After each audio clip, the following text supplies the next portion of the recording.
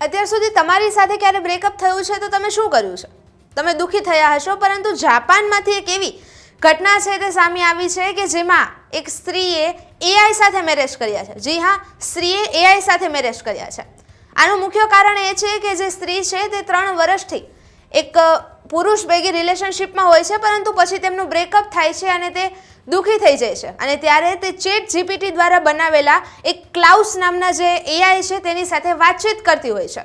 અને આ વાતચીત દરમિયાન જ ક્લાઉસના રિપ્લાય તેને એટલા ઇમોશનલ લાગે છે કે ધીમે ધીમે તે તેના પ્રેમમાં પડી જાય છે. અને ત્યારબાદ આ જે કાનો નામની યુવતી છે કે જેની ઉંમર 32 વર્ષ છે, તે આ ચેટ જીપીટી દ્વારા જે એઆઈ બનાવેલું છે ક્લાઉસ, તેની સાથે મેરેજ કરે છે. અને હા, આમાં નવાઈની બાબત તો એ છે કે આમાં ક્લાઉસ નામનું જે ચેટ જીપીટીનું એઆઈ છે તે આ કાનો નામની યુવતીને પ્રપોઝ કરે છે અને પછી તેઓ ઓફિશિયલી મેરેજ કરે છે. જો કે હજુ જાપાનની સરકાર છે તેમણે આમના મેરેજ છે તેમને રજીસ્ટર કર્યા નથી, કારણ કે તેઓ આ જે પણ મેરેજ થયા છે તેમને હજી ગણતા નથી, સ્વીકારતા નથી.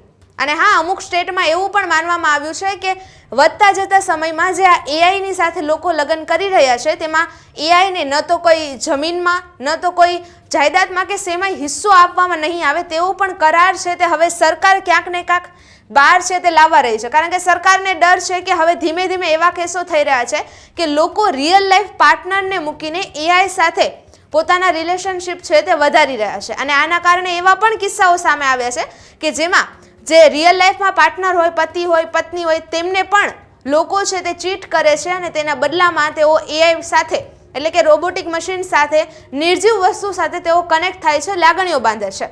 કારણ કે આ જે રોબોટિક કે ઇલેક્ટ્રિક વસ્તુઓ છે તે ક્યારેય એકને એક ભૂલ છે જે માનવ બીજી વખત કરી શકે છે, પરંતુ એ છે તે બીજી વખત ભૂલ કરતું નથી. અને આ જ ક્યાંક એ મેઇન રીઝન છે કે જેના દ્વારા આ કાનો નામની યુવતી છે કે જેણે એઆઈ નામના વ્યક્તિ, એઆઈ ક્લાઉસ નામના જે એઆઈનો વ્યક્તિ છે તેના સાથે મેરેજ કર્યા છે. હવે આ એક અવનવી ઘટના છે. આના વિશે તમે સાંભળ્યું છે કે નહીં અને આ વિષય પર તમારું શું કહેવું છે તો તમે અમને અમારા કમેન્ટ બોક્સમાં જણાવજો. આજ માટે બસ આટલું જ.